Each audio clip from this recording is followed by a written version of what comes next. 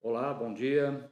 Bem-vindos ao nosso curso de análise espacial de sistema de transportes utilizando o QGIS. Estamos aqui na quarta semana, aula 3, e aqui nós vamos abordar um pouco mais algumas técnicas de análise e especialmente aquelas relacionadas a dados do tipo rede.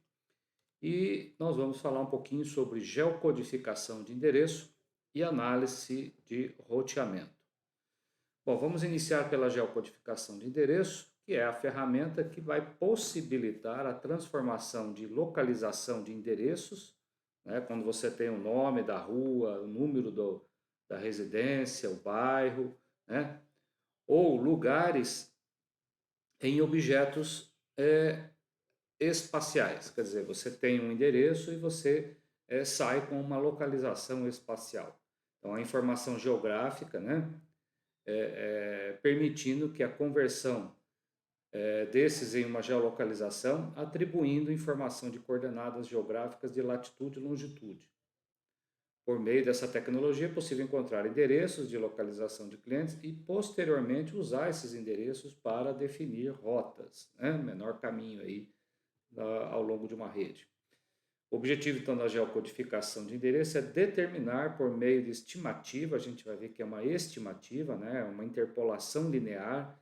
Então, ela pode não ser exata, quer dizer, ela não é exata. Pode ser que o endereço que você coloque não caia exatamente no local desejado, né? Acho que vocês talvez já devem ter verificado isso usando algumas ferramentas aí da internet, né? A posição geográfica correspondente a cada endereço, utilizando o traçado das linhas de logradouros. Então, para fazer isso, a gente precisa ter um mapa de ruas, de avenidas, de estradas aí disponível na base que a gente vai consultar. A gente tem basicamente dois tipos de geocodificação. A geocodificação normal, que seria você ter uma lista de endereços e ele sair com uma lista de coordenadas. Ou se você tem um mapa com as coordenadas geográficas e você sai com uma lista de endereço, fazendo o que a gente chama de geocodificação inversa. A maioria das vezes a gente está das aplicações aí a gente vê o uso da geocodificação. Tá? Bom, como é que funciona essa geocodificação por endereço? O que, que eu tenho? Né? Eu tenho normalmente uma lista com nome de ruas e números. O que, que eu quero ter? O que, que eu preciso ter? Eu preciso ter um plano com segmento de ruas com os seguintes atributos: o nome da rua, numeração inicial, numeração final, lado direito, lado esquerdo, isso é, eu preciso ter a base de referência. E nessa hora, né, é muito importante que as linhas ali estejam perfeitamente orientadas, né? Todo traçado de rede, né, eu tenho que ter o ponto não, a gente chama de nó, né? Eu tenho que ter o nó inicial e o nó final, e inclusive se você tem fluxo do nó inicial para o final ou o contrário, ou se você tem o fluxo nos dois sentidos. Então, o algoritmo ele localiza o segmento da rua cujo nome é igual ou semelhante, né, ao nome que consta no endereço e cuja faixa de numeração contenha o número do endereço. Isso pode ser um método, as soluções aí pode ser através de um método determinístico que retorna o endereço mais provável, ou muitas vezes também eles te dão um método probabilístico que retorna uma lista de prováveis endereços, e aí você escolhe aquele que realmente é o mais provável da, é, daqueles ranqueados ali pelo método. Bom, como encontrar o endereço de interesse? Então a gente vai ver que depois que você localizou a rua, né, o método localiza a rua ou o intervalo, né, de ruas,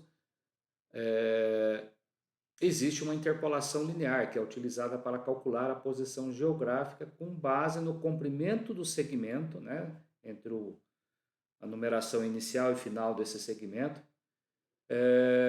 para plotar o ponto lá correspondente. Então, o resultado, né, como a gente vai ver, é uma coordenada geográfica, latitude e longitude, que muitas vezes aí as aplicações te dão a possibilidade de salvar em um arquivo shapefile, né? E aí você poder trabalhar isso aí numa camada no software de interesse. Ok? Como são definidos, né? Só como curiosidade, aí como são definidos o número das residências, né, de uma cidade, né? Normalmente a gente começa pela extremidade mais próxima ao centro da cidade. Então, imaginando que o centro da cidade está aqui do lado direito, então a numeração começa nessa próxima, né, ao centro da cidade. E aí você tem o lado que são números pares, né, que normalmente é o lado direito, e números ímpares como o lado esquerdo daquele logradouro ou daquela rua. Bom, e aí como é que funciona? Então imagina que eu tenho um segmento de rua do número 100 ao 200. Então do lado esquerdo tenho 101 a 199, do lado 2, 102 e 200. Então se eu digito o endereço Rua São Paulo 177, né, a localização dele estaria por aqui. E se eu digito a Rua São Paulo 150, ele vai cair para o lado direito aqui e vai colocar aproximadamente no meio aqui desse segmento, ok? Mas a gente vai ver que existe também, então, uma imprecisão nisso, né? Porque ele vai traçar, né? Ele vai usar, às vezes, um offset para fazer um deslocamento perpendicular ao segmento ali, para plotar a localização do imóvel, né? E como é uma interpolação linear, quem disse que esse ponto aqui a residência está exatamente no meio da quadra? Pode ser que a divisão dos lotes no início da quadra aqui, ela seja menor a divisão, e depois aqui a divisão para o lado de cá seja maior. Então, na verdade, esse ponto teria que estar mais aqui para a esquerda do que para a direita. Então, a gente às vezes vê que o ponto que você está procurando, em vez de cair exatamente em cima, ele cai no lote vizinho, né? E é por causa disso, você usou uma interpolação linear, ele não sabe exatamente onde está, ele não sabe que existe uma divisão irregular entre o tamanho dos lotes aqui ao longo daquele segmento. E aí no final você tem uma latitude e longitude que você pode incorporar então em qualquer base de dados aí de um SIG, né? Bom, mas o que pode dar errado? Pode dar errado de você não encontrar o endereço.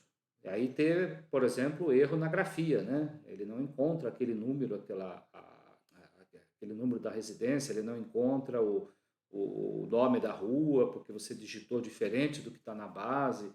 Então, quando vários lugares foram encontrados, né? Quanto mais um lugar estiver com o mesmo nome, né?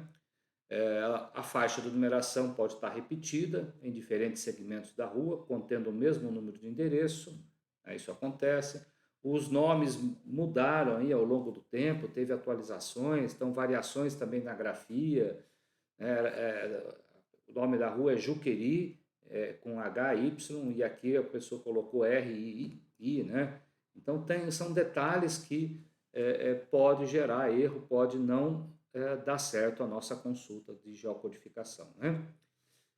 Exemplos aqui de endereços não consistentes, né? De repente na base lá está Rua 7 de Setembro e a pessoa digitou R.7 de Setembro, ou Avenida Presidente Castelo Branco, ele colocou AV Press. Então pode ser que essas abreviações aqui o software não tenha a inteligência de identificar que isso daqui representa uma abreviação de presidente, e aí ele não retorna o endereço correto, ok? Isso vai depender muito da base, né? Lógico que existe algumas inteligências aí de procurar o mais próximo, né? Então, às vezes ele encontra porque realmente não tem ninguém diferente daquilo que você digitou, né? Então, existem várias bases públicas que ligam nomes, tá, a uma localização, conhecido aí como repositórios de localizações. E esses armazenamentos podem ser uma base de pontos, uma base de retângulos ou círculos envolventes, que é a localização de uma área aproximada, né? Bases de linhas, realmente tem uma base de logradouros aí do município, de polígonos. Então, existem várias bases de dados que permite fazer a localização aproximada ou a mais exata possível, né? Bom, só como título de exemplo aqui, uma tabela de endereço, né? Seria muito bom se todo mundo tivesse as suas bases de consulta formadas exatamente com toda essa divisão, né? O nome da pessoa, o celular, o nome da rua, o número separado numa outra coluna, o bairro, o CEP, a cidade, o estado. Então você vê que a coisa está organizada realmente tudo por colunas, né? E a vantagem de estar desse jeito é que, se precisar, você pode concatenar qualquer parte dessas colunas aqui para constituir um string de busca nesses sites aí, como a gente vai ver, é o caso aí do Google Planilhas, né? Bom, gente, bases de dados existem em diferentes escalas, né? Existem bases de dados aí locais, algumas globais, e aqui eu trouxe uma bem interessante da cidade de São Paulo, né, que é a maior cidade aí do país, coordenada aqui pelo Centro de Estudos da Metrópole, pela Faculdade de Filosofia, Letras e Ciências Humanas da USP, né? E aqui você tem realmente uma base muito bem organizada, muito completa para você localizar qualquer ponto na cidade ou na grande São Paulo, né? Porque na verdade ele pega também outros distritos aí, né? Bom, aqui só o exemplo de uma parte dessa base que eu baixei aqui recentemente. Então veja que você tem aqui o nome, tá? A informação, né, do início da numeração do lado esquerdo, do lado direito, a numeração, né, do zip code, né, também do lado esquerdo, do lado direito, o próprio CEP. Então, dessa maneira, permite realmente você chegar na localização de forma mais exata, né? Bom, mas existem também bases globais, eu acho que vocês já devem ter feito uso aí do OpenStreetMap, né? Digitando um endereço ali, ele plotando, e já viram que às vezes você digita de forma incompleta, ele não encontra, ou cai num lugar diferente, né? Então, e essa daqui é o exemplo de uma base, inclusive colaborativa, né? Você pode fazer parte da equipe que mantém essas bases de dados, e você tem, inclusive, prefeituras que fazem uso dessa base aí do OpenStreetMap para as atividades normais aí de uma prefeitura, né? Nós temos também o Google Maps, também disponível para mobile ou desktop, e você poder fazer consultas também por endereço, localização, CEP, bairro. É bem abrangente as possibilidades de busca aqui no Google Maps, né?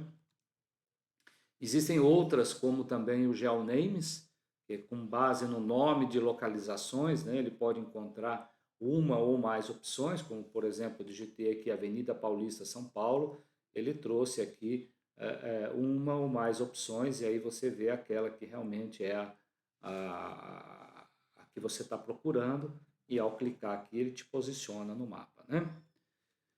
E existe também uma opção que a gente vai até fazer um teste aqui da geocodificação usando o Google Planilhas, né? Então, se você tem uma conta do Gmail, você pode digitar ali o nome, e ele vai automaticamente preencher a latitude e longitude com base aí num complemento que você tem que instalar no Google Planilhas. Mas antes de fazer isso, eu separei aqui dois complementos do QGIS para que vocês possam ter aí acesso a bases de dados de referência, né? Então tem esse aqui do HCMGIS. Então, quando você instala aqui, ele te dá uma lista de camadas aqui de várias fontes disponíveis, né? E te dá inclusive outras ferramentas aqui para conversão de calculadora de campo, de processamento geométrico. Mas interessa aqui nesse momento é mostrar que tem uma lista de camadas que você pode usar aí como fundo, né, para suas aplicações. E tem o Quick Map Service, também mostra uma lista muito parecida com as camadas aqui também disponíveis, tá? A gente vai ver que ao instalar o Quick Maps, ele vem aqui com uma ou duas opções de padrão, mas você pode depois buscar outras fontes de dados aqui gratuitas, tá? Bom, nós vamos fazer um exercício aqui com a geocodificação com endereço, mas deixa eu mostrar só esse complemento aqui do Quick Map Service, né? Então, se você vier aqui em complemento, gerenciar, digitar aqui Quick, já aparece aqui, ó, o Quick Map Service, ok? No meu caso aqui ele já foi instalado, né? Então perceba que basta clicar aqui no item, instalar o complemento, e ao instalar você vai ver que ele vai ficar disponível aqui, né? Aqui no web, tá? Deixa eu ver se ele põe aqui na barra de ferramentas também. Aqui, não, aqui é o outro que a gente vai ver. Então fica aqui, ó, Quick Map Service. Você pode vir aqui então e deixa eu ver, acho que ele está aqui também, ó. Ele fica aqui também, ele põe um atalho aqui também, ok? E aí você, então, de início ele aparece uma ou duas opções somente aqui, tá? E aí você pode vir aqui no Settings, você pode clicar aqui em More Service, e aí você dá um Get Contribute Pack. Então ele vai buscar outras fontes de dados, né? E ao fazer isso aqui, salvar, você vai ver que ele deve aparecer agora uma lista completa, igual está a minha aqui agora. Aí você pode escolher a base que você quiser aqui, por exemplo, do Google Híbrido, né? Ele mostra aqui a base e aí você pode localizar a tua área aí, tá certo? Então, tem essa base e outras aí que vocês podem estar consultando, né? O SGS, da Waze, aqui ó. Você tem mais do que uma base aí disponível, né? Para poder consultar, tá bom? Você vai dando zoom, ele vai dando, chegando, mostrando mais detalhes ali daquela área, ok? Muito bem. Então agora para poder fazer esse exercício 4.5, nós vamos ver um complemento, né, do Google Planilha para exatamente fazer a geocodificação por endereço. E a gente vai ver que nessa ferramenta você pode entrar com uma consulta pelo nome popular daquela localização, né? Às vezes você tem lá o nome de uma praça, o nome de um bairro, né? Você quer digitar um nome popular ali, mais utilizado ali, muitas vezes ele encontra também. Ou você tem também uma lista completa com endereço, né? Rua, número, bairro, cidade, estado, CEP. Você tem exatamente uma planilha como essa daqui, né? Que a gente viu aqui atrás, como essa daqui. E aí você pode concatenar todos esses campos aqui num único string, usando uma função aqui do Excel, né? Para poder concatenar as colunas e colocar tudo separado por vírgula, e você ter um string realmente completo do endereço. Ou você ter só o número do CEP, tá? E aí ele também fazer a localização. Ou você pode ter parte, né? Você digitar somente o bairro e o município. Tá? Então a coisa funciona também dessa maneira. Bom, mas antes aqui, deixa eu só fazer uma alteração aqui no meu Windows, porque eu fiz um teste outro dia e ele faz diferença aqui dependendo como está configurado o teu símbolo decimal, tá? Então eu vou aqui em painel de controle e vou aqui em região, você pode vir aqui em configurações adicionais, em vez de ponto decimal aqui, vou voltar a vírgula, que é o símbolo decimal padrão do Windows em português, tá? Aplicar, ok. Vamos ver se é por isso que realmente deu erro quando eu fiz um teste aqui. Ok, então agora nós vamos no navegador aqui e vamos procurar então né, o Google Maps. Então, desculpa, o Google Planilha, né? Então, Google Planilha. Ok, então eu tenho aqui Google Planilha. Né? Ele vai pedir um login aqui da minha conta do Gmail, tá? Ok, entrei na minha conta. Já aparece aqui uma planilha vazia, tá? Lembrando que você pode ter outros documentos de planilha que não estão no formato do Google Planilha. Tá? Você está acessando direto um arquivo XLS, é possível também. Se for o caso, não vai aparecer essa opção aqui de extensão. Tá? Então, por exemplo, acho que eu tenho aqui algumas planilhas de teste. Aqui, ó, esse aqui mesmo é um arquivo no formato XLSX, tá? Ele está compartilhado, esse documento, na internet, mas ele está no formato realmente da Microsoft ainda. Então, no menu aqui, você vê que o menu não aparece aquelas mesmas opções, tá? E aí, se acontecer isso, você pode pegar essa planilha XLSX e vir aqui em arquivo e mandar salvar como Google Planilha. Tem que estar no formato do Google Planilha, ok? Então, eu vou pegar aqui um exemplo que eu tinha começado a editar, esse aqui. Tá? Deixa eu até apagar aqui o que já tinha sido calculado. Então, o que eu preciso ter basicamente para usar esse aplicativo? Eu tenho que ter uma linha com o nome das colunas. Eu poderia ter aqui várias informações, né, a respeito aqui dos campos que eu quero geocodificar. E tenho aqui cada linha eu tenho aqui o endereço que eu coloquei. Esse aqui é inclusive o endereço da minha residência. Você vê que nesse de cima aqui eu coloquei o nome da rua, não coloquei o número e coloquei a cidade. Nesse outro aqui não disse também se é São Paulo, tá? Nesse aqui eu já disse que é a rua com o número, o CEP, a cidade, São Paulo e Brasil. Então aqui eu coloquei bem completa o endereço. Já nesse outro aqui eu coloquei Jardim Esplanada, que é o meu bairro, e o nome da cidade. Não coloquei o estado nem o país. Aqui eu coloquei somente o CEP. Mas cuidado, se você digitar um número aqui achando que é o CEP e der um Enter, ele vem para o lado esquerdo aqui, desculpa, o lado direito. Para que ele reconheça aquilo ali como um CEP, é importante que vocês usem aqui uma aspa simples, tá? Antes de digitar o número. Daí ele joga para o lado esquerdo, ele vai entender isso como um string, aí a coisa funciona corretamente, ok? Bom, e aí como é que eu executo isso? Nós temos aqui em extensões, complementos, instalar.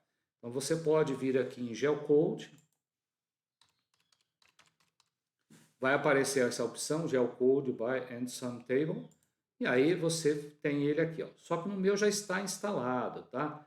Ao clicar nesse ícone aqui, nesse aplicativo, ele vai pedir algumas propriedades ali para você confirmar, né? Algumas permissões. Eu não achei nada muito crítico, a não ser se você tenha informações muito sigilosas que você acha que pode correr o risco aí, mas eu não vi nenhum problema nisso, tá? Então eu instalei esse aplicativo aqui e agora ele fica disponível. Detalhe, se ele não aparecer aqui embaixo, tá? Faz o seguinte, lembra de dar um reload aqui no navegador, tá? Às vezes versões antigas acontecia isso, então vem aqui e dá um reload, ok? E aí ele deve aparecer aqui embaixo agora como um dos complementos, ó. Ele atualizou, realmente agora apareceu aqui. E aí você pode vir aqui então no Start Geocode, ok? E aí ele deve abrir o aplicativo e colocar aqui a sua direita. Bom, essa planilha aqui ela tem uma coluna só, mas se ela tivesse várias colunas, eu teria que clicar aqui e escolher qual a coluna eu quero usar como referência para buscar os endereços. Como eu tenho só essa daqui, ela já aparece aqui com o nome da primeira célula, né? Por isso que eu disse que a primeira linha ela tem que ser reservada para você colocar o nome dos campos. E a partir da segunda, realmente, o que você quer consultar. Aí não tem mistério nenhum, é só vir aqui, já que está selecionado ali, né? É clicar em Geocode. Ao fazer isso, ele vai automaticamente empurrar as colunas para a direita e inserir aqui duas colunas, uma de latitude e uma de longitude. Olha, realmente aconteceu ainda eu achei que era aquele problema do Windows lá, mas não era, não foi não, tá? Eu não consegui identificar por que está desse jeito aqui, ó. Ele está colocando o símbolo de agrupamento, em vez de colocar a vírgula aqui no menos 23, menos 45, tá? Eu não consegui identificar o porquê disso. Mas nós vamos fazer o seguinte, esse símbolo de agrupamento aqui a cada 3 dígitos, ele não pode existir, porque senão na hora que você for abrir lá no QGIS vai dar problema. Então o que eu teria que fazer? Tá? Marque essa coluna toda aqui e clique aqui em formatar número e diga que é automático. Ok? Aí ele vai realmente, ó, tirar aquele pontinho e mostrar somente o número ali. Ah, e outra, se aparecer alguma coisa em potência de 10 aqui, apaga esses dígitos aqui, porque não vai fazer diferença nenhuma, tá bom? Não pode estar em potência de 10 também, então tem que estar desse jeito aqui, tá certo? Bom, feito isso, eu posso pegar então esse arquivo de planilha e fazer o download aqui para um arquivo CSV, ok? Então vamos lá, ó, salvar em CSV. Aí ele vai abrir no meu computador, né, já salvou aqui, eu posso vir aqui em mostrar na pasta, né? E ele vai, tá aqui o arquivo, posso clicar aqui e vou abrir. Eu vou até colocar o nome dele aqui, ó. Vou colocar o nome desse cara aqui, é o meu nome mesmo. End endereços de Eimar, tá? .csv. Então eu vou abrir agora esse arquivo aqui. Acho que eu já tinha um arquivo desse. Eu queria um 2 aqui, tudo bem. Então vamos dar um duplo clique. Só que eu não vou abrir no Excel. Eu vou abrir, já que ele é um arquivo CSV, eu vou abrir ele no editor, né? Abrir aqui com o meu Notepad, ok?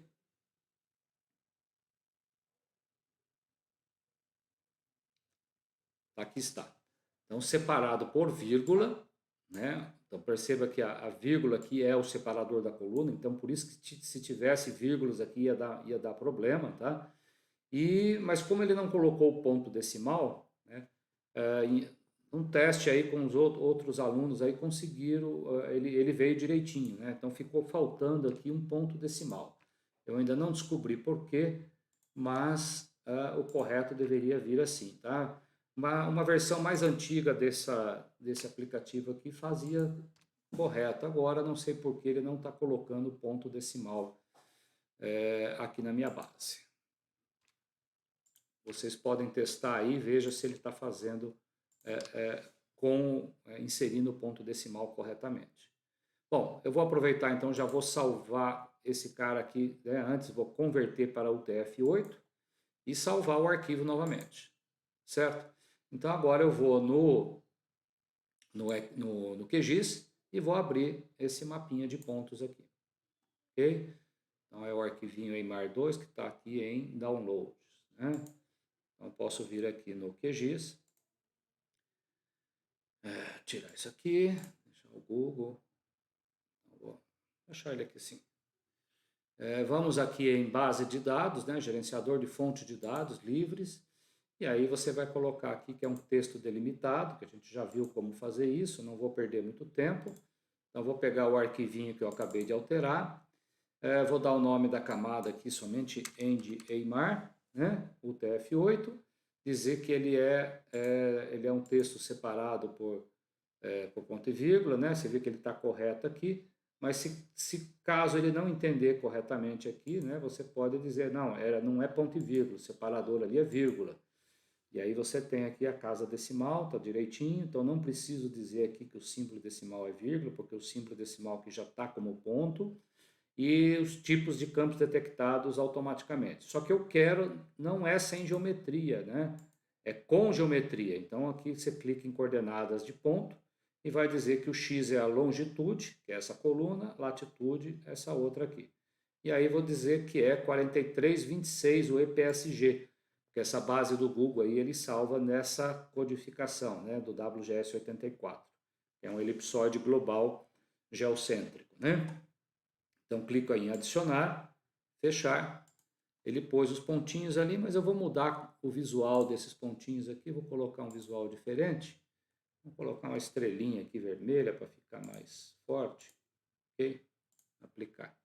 E aí você vai lá onde ele colocou as estrelinhas, lá na minha cidade, está aqui, ó, São José dos Campos. Ó, você vê que ele já, todas as cruzinhas que ele colocou aqui dessa camada, ó, estão aqui em São José dos Campos. Se você der um zoom extend, né, os 5 pontinhos que eu coloquei estão aqui, né? Só voltar aqui no 5 ou 4. Foi 1, 2, 3, 4, 5, né? Ok. Então você veja aqui que ele colocou esse primeiro ponto, se a gente consultar ele aqui, esse primeiro ponto é aquele que eu coloquei a numeração completa, ó, o endereço completo. Então realmente, né, tá aqui nessa rua aqui, Roberval Frois, é onde está exatamente a minha casa, é essa daqui. Tá um quintalzinho meu aqui, não tem piscina, né? Então é esse quintalzinho aqui, essa residência, tá bom? Os outros que ele encontrou, esse aqui, por exemplo, eu coloquei somente o quê? Eu coloquei somente o nome da rua sem o número. Então, como essa rua ela pega daqui até aqui na frente, ele colocou mais ou menos no meio. Já o outro ponto ele plotou pelo CPE, pelo CEP, desculpa, 460 é também a própria rua aqui, ok? Aí o outro eu coloquei, esse aqui foi o quê? O bairro, né? Jardim Esplanada, exatamente, Jardim Esplanada, toda essa região aqui. Aí ele usou o centro aqui, na verdade, Jardim Esplanada é essa parte mais aqui central, né, onde tem uma praça aqui no meio aqui. Aqui essa parte de baixo é Esplanada 2. Eu poderia até testar para ver se ele colocaria o ponto aqui mais aqui à esquerda, né? E aqui eu coloquei um outro CEP, que é o CEP da onde eu morava, que é uma outra rua aqui na Laurent Martins, tá? Então ele colocou aqui nessa rua Laurent Martins, aqui eu morava exatamente nesse prédio aqui, e como eu coloquei só o CEP, ele botou, a rua é só esse pedacinho aqui, ele colocou também no meio aqui da rua. Ah, e detalhe, né? No caso aqui da residência, você vê que o centro da rua está aqui, ele deslocou para a esquerda, né? Que o número 55 está aqui à esquerda, né? A rua está nesse sentido, tá? Essa é uma rua de mão única, então ela começa aqui, né? A numeração inicial está aqui em cima, o meu número 55 está aqui nessa posição. Então, lado esquerdo, lado direito. Então, até que acertou muito bem aqui a minha residência, tá? Então, esse é o exemplo aí da utilização do Google Planilhas. Realmente é uma ferramenta muito poderosa, porque você vê que colocando aqui os endereços, ele encontrou com bastante precisão, né? Deixa eu só fazer um teste aqui, se eu colocasse Esplanada 2 aqui em vez de Esplanada, que é a parte ali realmente do bairro, meu geocode, deixa eu ver se ele vai atualizar. Deixa eu ver, 23, mudou um pouquinho a coordenada, mas realmente ele deve ter calculado um outro ponto aí, tá certo? Tudo bem, gente? Então, essa é uma ferramenta gratuita aí que você pode estar utilizando. Eu não fiz o teste aqui para volume de dados muito grande, mas eu preparei um exercício para vocês aí, que vocês podem, então, aqui no material aqui do curso, vocês podem pegar um arquivo aqui de endereço para geocodificação de escolas. Eu peguei uma planilha aqui de escolas daquela cidade de Niquelândia, que a gente vem trabalhando com ela aí, né? Então, se eu abrir esse arquivo aqui de Niquelândia, que está lá no Moodle, você tem o endereço de escolas aqui da cidade, ok? Então perceba que você tem aqui, né, o nome da rua nessa coluna, aqui o endereço, número, CEP, bairro, cidade, estado. Então o endereço, a planilha estava desse jeito, aí o que eu fiz? Eu acrescentei uma coluna aqui, chamada endereço, né? E usei aqui aquela função do Excel, né? Se eu colocar aqui, ó, concatenar, né? Essa função aqui, ó, concatenar. E aí você pode pegar isso daqui, vírgula isso, vírgula isso, vírgula isso, e construir exatamente isso daqui, ó.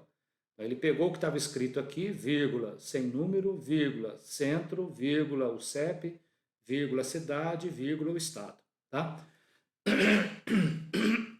Então, se eu pegar esse arquivo de planilha, você pode arrastar ele aqui desculpa, vamos fechar esse cara aqui, tá? E arrastar esse documento aqui para o Google Planilha. Só que com um detalhe que é o seguinte, se você vem aqui, né, e manda adicionar, não, eu quero, desculpa, voltar aqui, eu quero fazer um upload aqui. Selecionar, acho que é essa opção aqui, upload. Então, se você pegar o XLS aqui e jogar para cá, ele vem, tá? Ele vai carregar o arquivo de planilha, tá? Mas não vai aparecer aquela opção aqui, ó, tá? Para você usar o complemento. Então você vai ter que vir aqui salvar como Google Planilha para depois usar o complemento, tá certo? E aí automaticamente ele vai inserir, você vai escolher que você quer essa coluna de endereço e ele vai criar a latitude e longitude ali, tá bom? Então era esse aí o exercício proposto, tá? Para executar e criar as escolas aí de Niquelândia, ok? Bom, e para finalizar essa parte de geocodificação, já estava até aqui nos slides, né, mostrando o teste que eu fiz aqui para... Ok? Bom,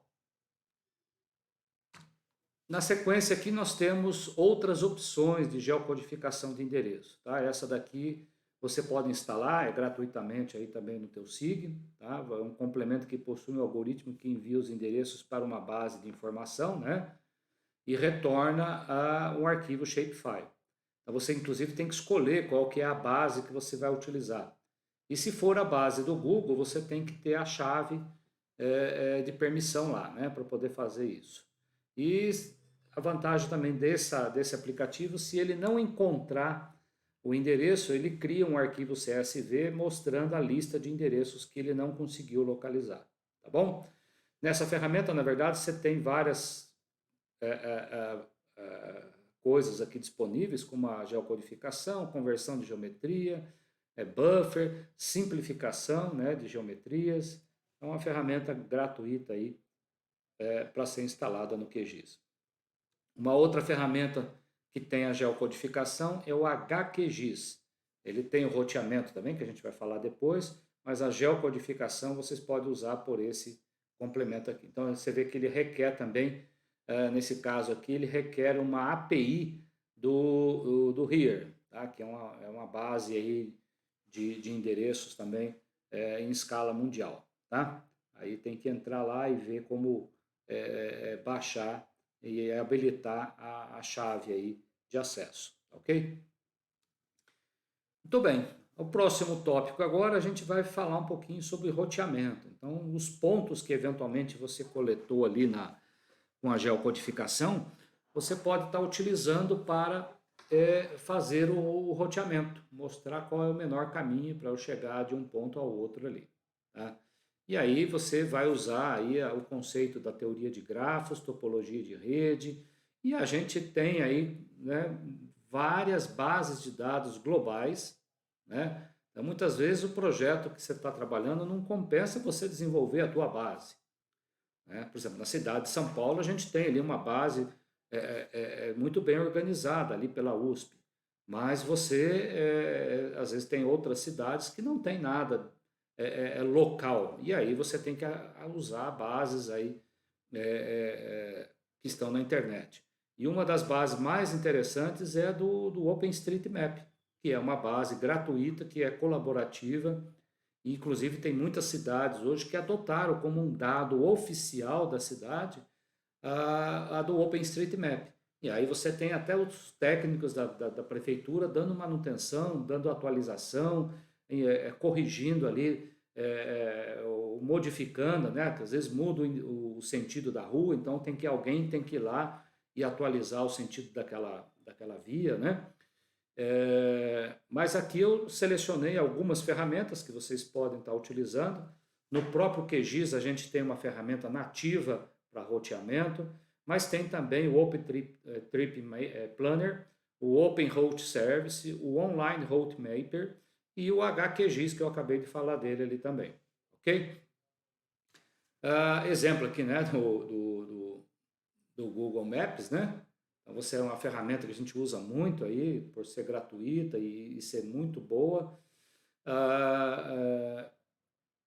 Você tem, inclusive, né, a gente vai ver que em função do tipo do meio de locomoção que você tem, ele vai mostrar diferentes trajetos. E isso tem a ver com o que você vai colocar como ponto de origem e destino, ele vai mostrar diferentes opções. É o caso aqui que eu coloquei para vir da minha casa até o INPE, né? Ele mostrou caminhos alternativos aqui com o tempo e o tamanho do custo de percorrimento, né? Aqui eu vou percorrer 9,5 km praticamente, aqui vai ser 15 km. Então ele me mostrou, tem uma terceira opção aqui no meio, né, de 10 km. Então você pode escolher qual o caminho que você quer aí para chegar até a tua residência, né? Você observa que o mesmo caminho mudando o meio de locomoção, eu coloquei agora a pé, inclusive ele mostra aqui que o menor caminho seria passar aqui por dentro de uma área que é uma área restrita, né? Aqui quem conhece São José, aqui nós temos uma área do Ministério da Aeronáutica, né? Que é onde fica o CTA, o Centro Tecnológico Aeroespacial aqui, com a escola do ITA, né? E o INPE fica aqui nesse cantinho.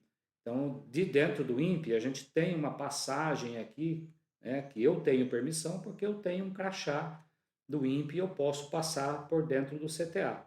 Mas uma pessoa qualquer sem esse crachá aqui não teria a facilidade de passar aqui por dentro do instituto aqui do CTA, tá bom? Então ele mostra inclusive que parte do trecho ali ela não é permitida, né? Bom, e aí a outra opção, nós temos aí o Waze também como uma outra ferramenta, mostrando aqui praticamente os mesmos caminhos, né? Esse aqui mostrou uma outra opção vindo aqui pelo anel viário, e é isso aí, tá? São ferramentas gratuitas que você pode estar utilizando. Bom, mas essas ferramentas todas usam o que a gente chama da teoria de grafos, né? É o ramo da matemática que trata a topologia de redes e que promove ferramentas aí simples, acessíveis e poderosas no sentido de construir modelos e a resolução desses modelos relacionada ao arranjo de objetos discretos, isso arcos e nós, né? A gente vai ver que a gente precisa ter ali essa topologia de objetos definida, né? E a topologia é o ramo da matemática que estuda o espaço topológico, considerando como a extensão da geometria usado para definir relacionamentos espaciais entre os elementos gráficos do tipo ponto, linha, polígono. E um grafo é a representação gráfica de rede construída por um conjunto de pontos e nós e arcos conectados, tá? As redes representadas por gráficos fazem conceitos aí da localização, distância, comprimento, orientação, forma como propriedade topológica. E essas propriedades podem ser a acessibilidade, a centralidade, a adjacência, conectividade e a própria ligação. Ok? Então, teoria de grafos de rede tem que ter essas propriedades aí.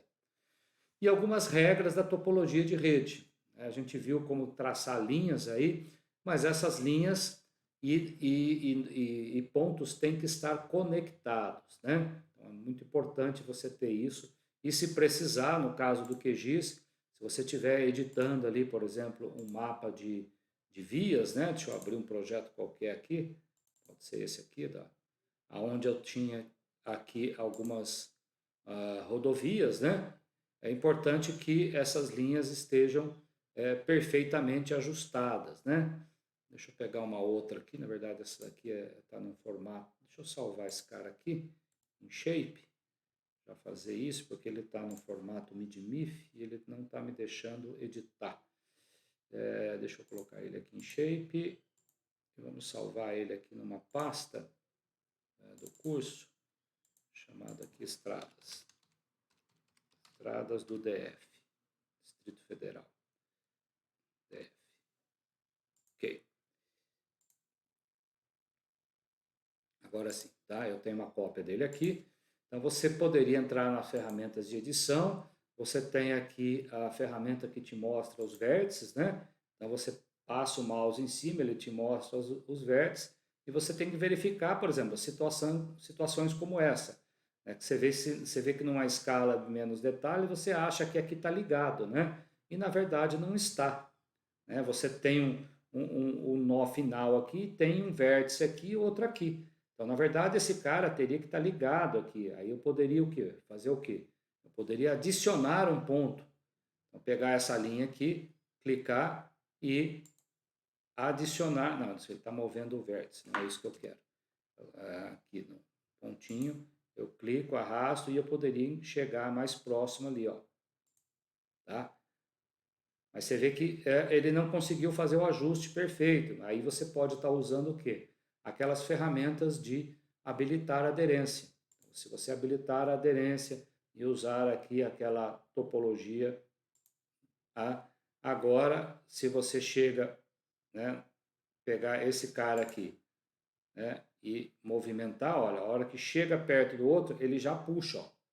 Então, ele já vai exatamente, ó, fazer o ajuste perfeito. Agora, se você ampliar, você vai ver que realmente agora ali está a conexão foi definida. E aí você salva isso daí e vai fazer o uso dessa base de dados. Ok? É importante aqui que arcos e nós devem estar conectados. Outra coisa, vértice, que são os pontos da linha, é diferente de nó. Então, você tem os vértices, são os pontos intermediários, e os nós são as extremidades, o ponto inicial e final. Tá? Por isso, inclusive, que você tem a possibilidade de alterar, se você nesse segmento aqui, você colocou ponto inicial aqui, ponto final, você pode selecionar essa geometria, tá? E usar a ferramenta aqui, por exemplo, para inverter linha. Inverter linha, ele vai transformar o ponto final em inicial e vice-versa, tá? Isso muitas vezes é necessário porque a gente padroniza, né? Dizer que o ponto inicial é a numeração inicial de cada trecho desse logradouro aqui que a gente está digitalizando, tá bom?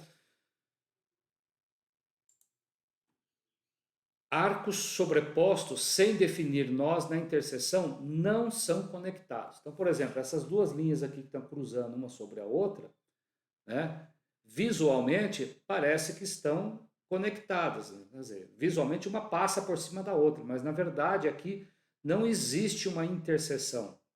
Então, se eu mandar fazer o cálculo de menor caminho, ele não vai vir por essa rua aqui de baixo e passar para outra no cruzamento das duas.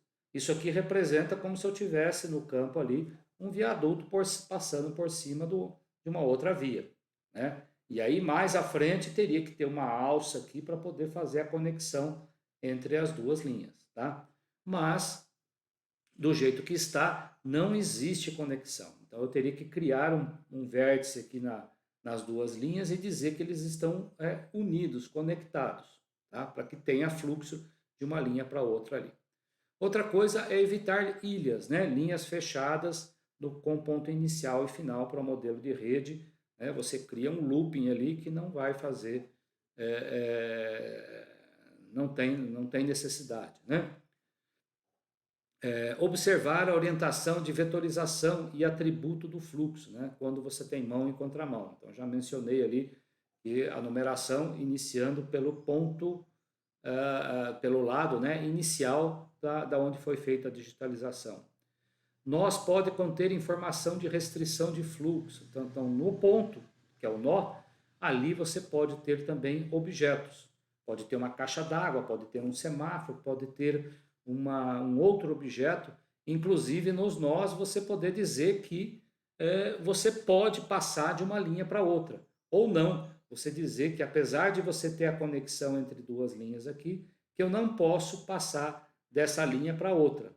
Né? Então, você pode colocar impedâncias também no nó, ok? Normalmente, o custo de deslocamento vai ficar armazenado como um atributo de cada segmento aqui da sua rede. Então, a gente vai fazer um exercício, vocês vão ver que ele vai criar, associado ao meu mapa de ruas, né? Vai associar ali ele vai colocar o cálculo do custo mínimo associado ali a um atributo de cada segmento da minha rede. Bom, bases que a gente pode estar utilizando, eu já mencionei, né, o do OpenStreetMap. Então, ele tem um site que você pode consultar aqui, colocando, por exemplo, o nome da cidade, e eu recomendo você fazer isso pelo site antes de utilizar o complemento que já tem no QGIS. Tá? A gente fez alguns testes aí no passado e pelo aplicativo, pelo complemento dentro do QGIS, às vezes ele não localizava corretamente. E aqui pelo site você tem a vantagem de poder escolher uma ou mais opções a partir da lista de opções que ele te mostra aqui. Se é a própria cidade, com todas as informações que ele tem na base, se é só o contorno do limite do distrito, se é um lugarejo, se é a estação ferroviária de São José dos Campos, né? Então você clica naquele que você realmente deseja. E aí, ao fazer isso, ele vai colocar um código de identificação do OpenStreetMap. Não é o mesmo código do geocódigo do IBGE, tá? Mas é esse número aqui depois que eu vou utilizar no complemento lá do QGIS. Tá certo, gente? Bom, o complemento é esse, vocês podem instalar aí no QGIS, né? E aquele código, então, que eu usei aqui, ó, eu vou colocar ele aqui, ele vai baixar a base de dados, tá? E aí você diz tudo que você quer daquela base e os valores ali, se é só caminho, tem várias opções aqui para você poder escolher, tá certo? Feito isso, você abre aí no QGIS. Então tem um exercício 4.6 que vai pedir para que vocês baixem aí a base de ruas de Niquelândia, tá? Então, se eu pegar o link aqui, né, do OpenStreetMap, deixa eu clicar aqui pegar ele aqui, ó, Ctrl C, e jogar aqui no meu navegador.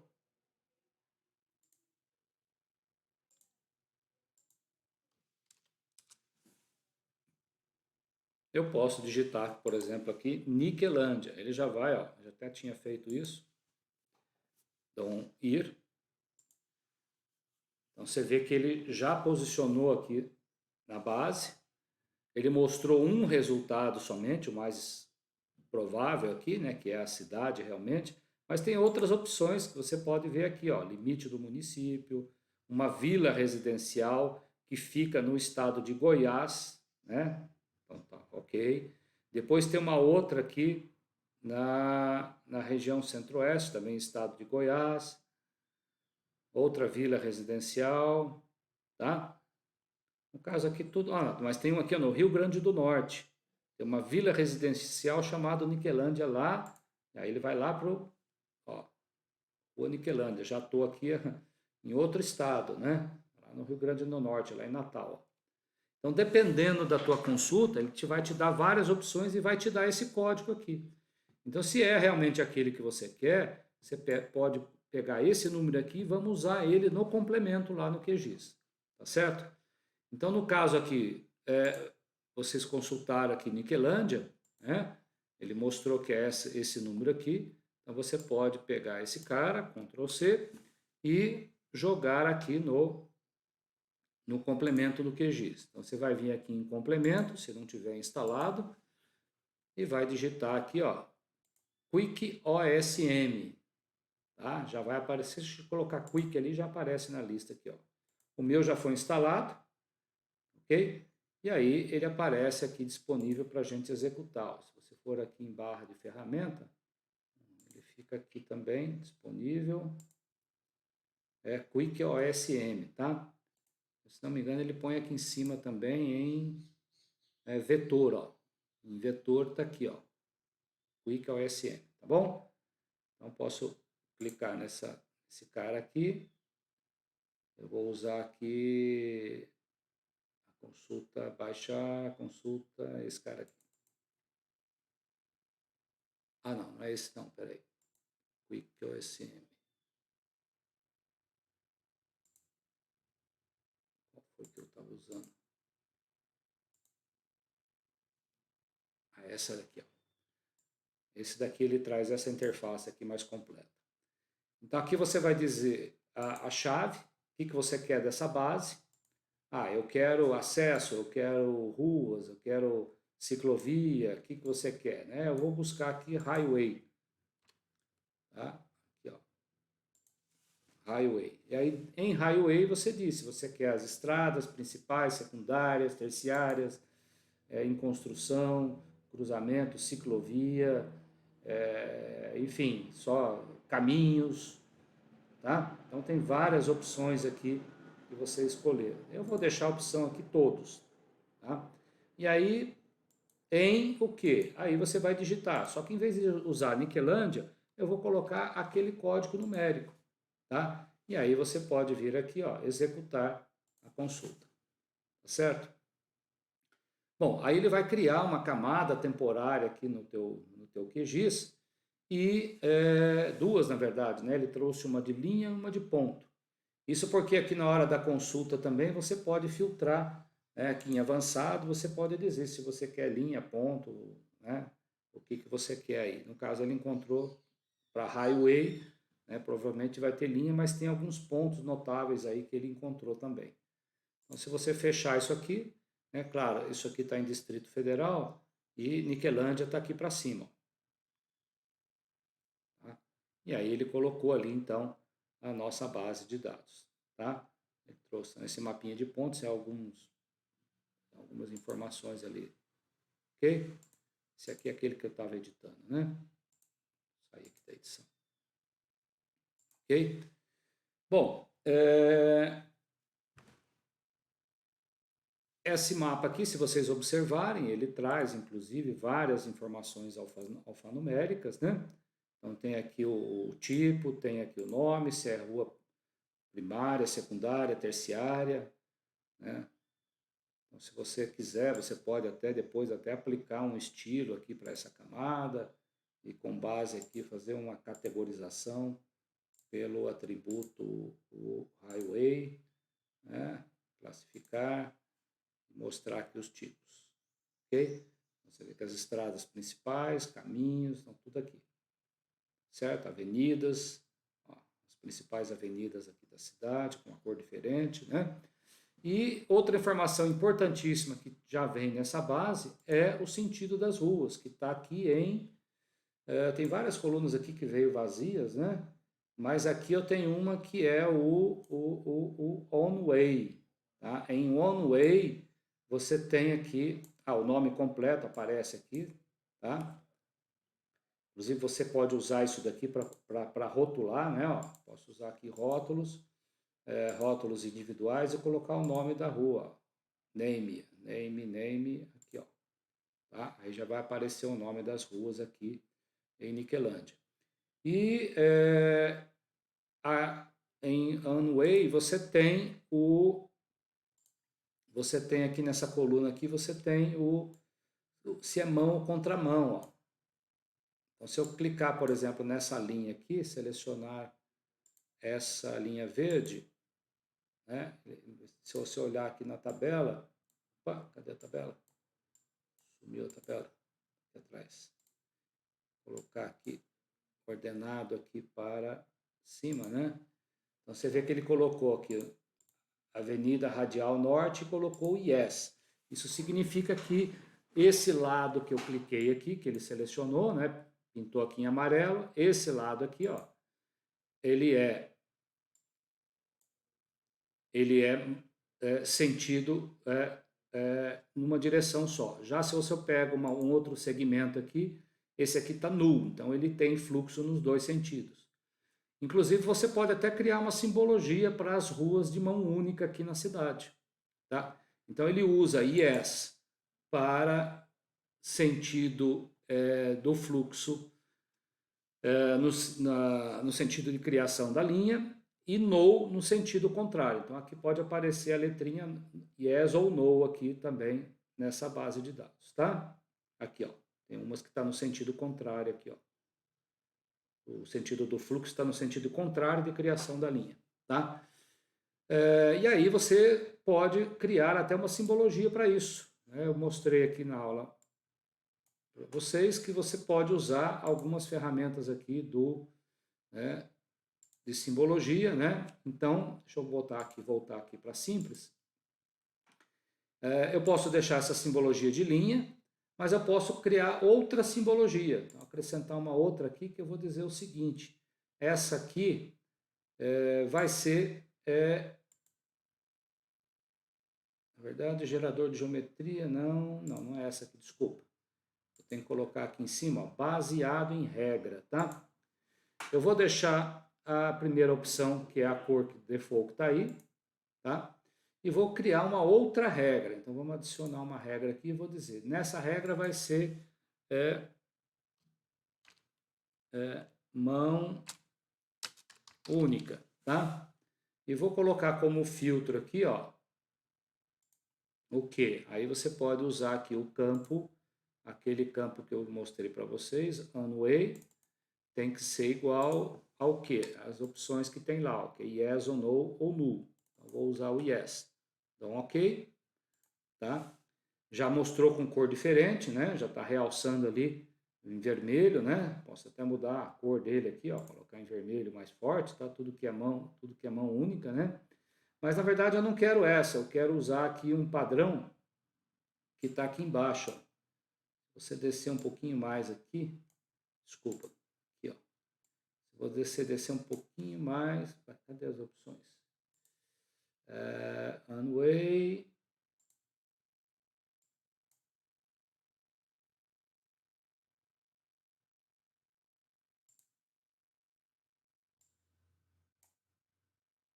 Ué. Yes. Way. Vou colocar um símbolo, então não quero essa daqui. Quero colocar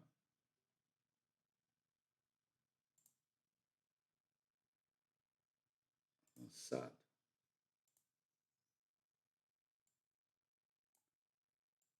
Gente, eu perdi agora onde que tá os símbolos aqui.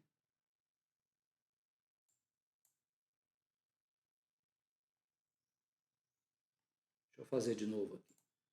Apagar essa regra. Vamos criar de novo. Uma única, um filtro, campos e valores, Onway igual a único, yes, aplicar.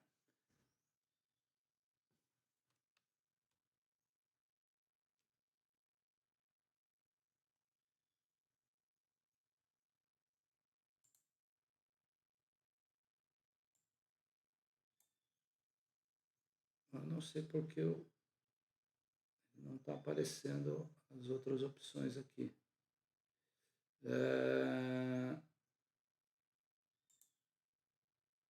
Linha, opacidade, largura. Não.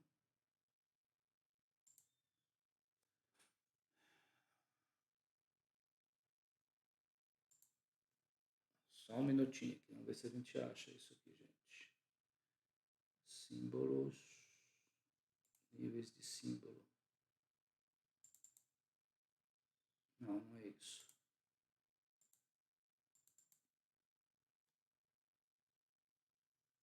senhora, quando a gente quer...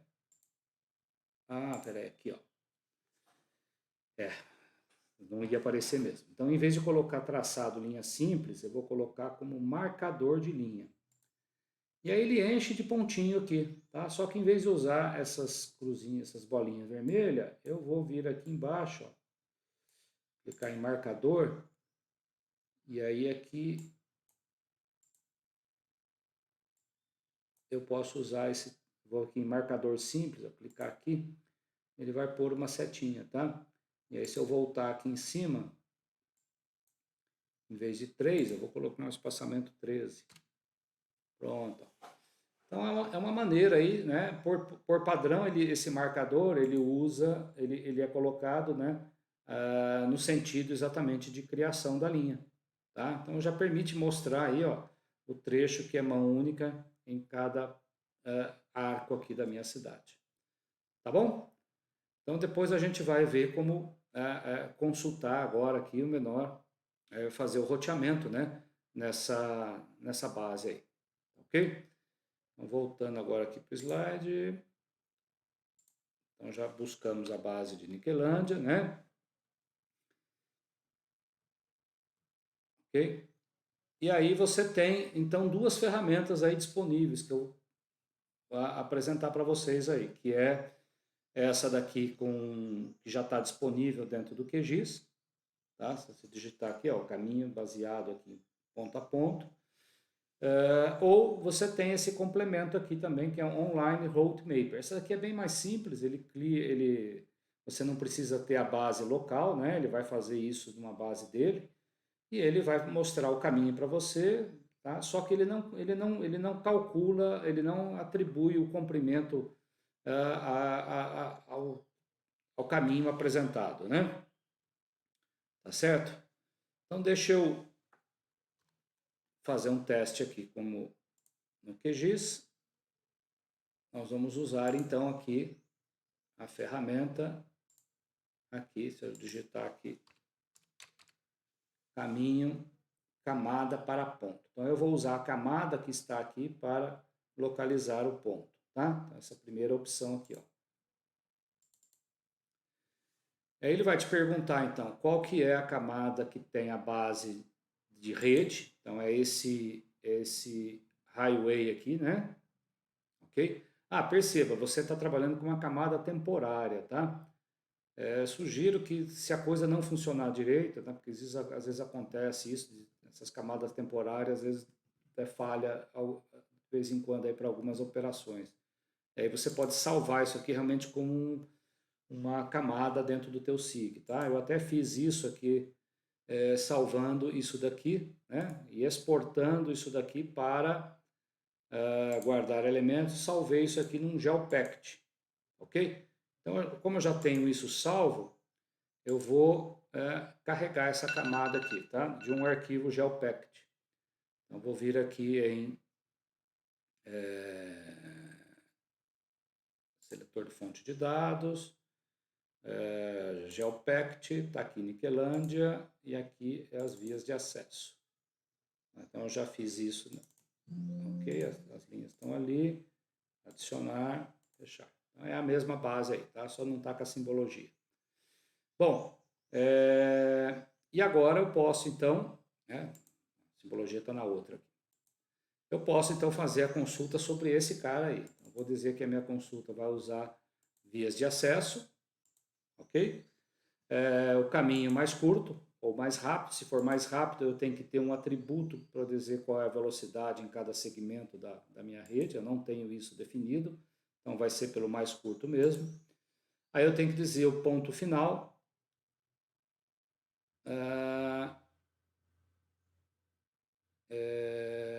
Não, cadê o ponto inicial e final? Peraí, então não é esse aqui. É de ponto a ponto, gente. Desculpa, acho que é esse aqui que eu tenho que usar.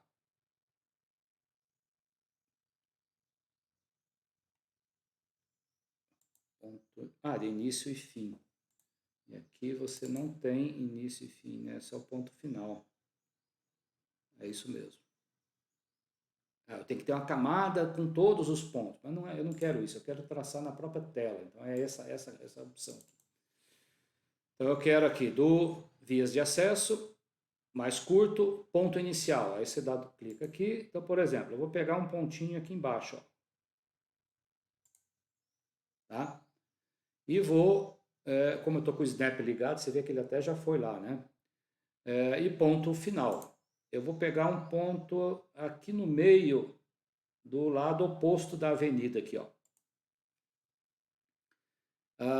Eu tenho algum campo que diz qual é a mão contra mão? Então, se eu não usar essa opção aqui e mandar calcular, veja o que, que ele faz. Ele traçou aqui, deixa eu colocar uma legenda aqui para ficar mais fácil de ver.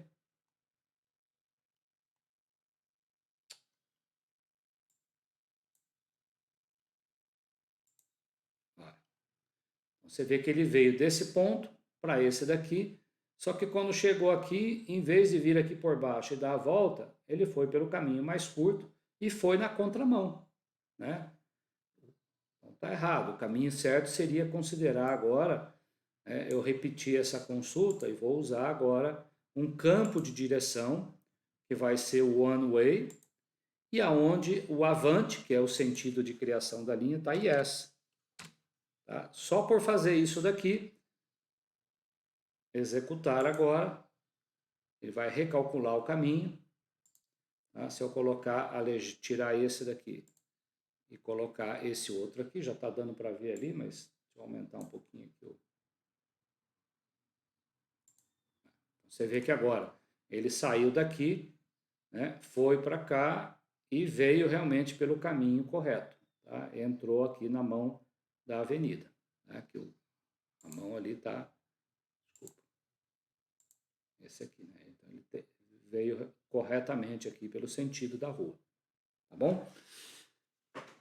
Bom, então era essa as dicas aí de como utilizar esse mapa, essas consultas, né, de menor caminho, considerando aqui o comprimento da rede. E se você observar o cálculo realizado, né, tá aqui, ó. Só que ele fez o custo aqui em graus, né? Isso porque a minha base aqui ela tá em lat long, mas se você mudar isso daqui e colocar uma coisa projetada no plano, ó, tá? Eu posso refazer a consulta, né? Tem que selecionar tudo de novo, né? Aqui, ó, via de acesso, mais curto, ponto de início, ponto de fim, ponto de início aqui, ponto de fim aqui, dizer que é highway, on-way, aqui tem que ser yes, né? Ao executar, ele mostrou aqui o menor caminho, né? Ali, ó, traçado.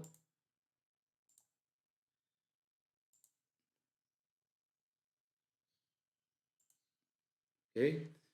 E se você olhar a tabela apresentada aqui no cálculo, ele colocou agora o custo em metros aqui, certo? Então esse custo, na verdade, está usando o próprio comprimento da linha, né? Mas esse custo poderia estar considerando outras propriedades, né? Eu usei ali a mão contra mão, mas eu poderia colocar uma impedância com base na velocidade média, né? E aí o custo poderia ser outro ali de percorrimento da rede, tá bom? Aí eu teria que ir por outras ruas e tal. É que praticamente o que o Waze faz, né? Então, se você tem um acidente numa rodovia, ele te mostra caminho alternativo, porque ali aquele trecho está muito lento ou ficou bloqueado em função de algum acidente, algum bloqueio ali naquela via, tá bom? Então essa é as duas ferramentas principais aí de geocodificação e roteamento. E no nosso material aqui vocês podem testar também esse daqui, que é o Online Roadmapper, né? Só que ele não te dá o comprimento, esse comprimento depois você pode calcular no próprio QGIS, assim como você calcula área e perímetro, né? Você pode calcular o comprimento do caminho calculado aí. Tem o HQGIS, que além dele fazer o geocode, ele faz também o roteamento e faz isócronas também da minha base, mostrando, por exemplo, quais são a área de abrangência que eu tenho, que eu posso atender, por exemplo, se eu tenho algum empreendimento ali, considerando não uma coisa circular, mas e sim o sentido das ruas que eu tenho no meu bairro ali. Tem também o roteamento no Online Route Mapper, é outra ferramenta aí gratuita, né? Que utiliza também a base do OpenStreetMap, tá? Do Google Direction, do Here. Então, essa opção, inclusive, aqui, dependendo da base que você for usar, você tem que ter ela, uma chave, né? Uma API para poder incorporar nas suas consultas aí. Aqui o outro exemplo do OpenTrip Planner, também faz roteamento, isócronas e a matriz de rotas, né? Ok, gente? Então essa aí é a aula de hoje. Né? Amanhã a gente vai ver outras duas opções aí específicas para essa modelagem de rede. Tá bom? Muito obrigado pela atenção. Até a próxima.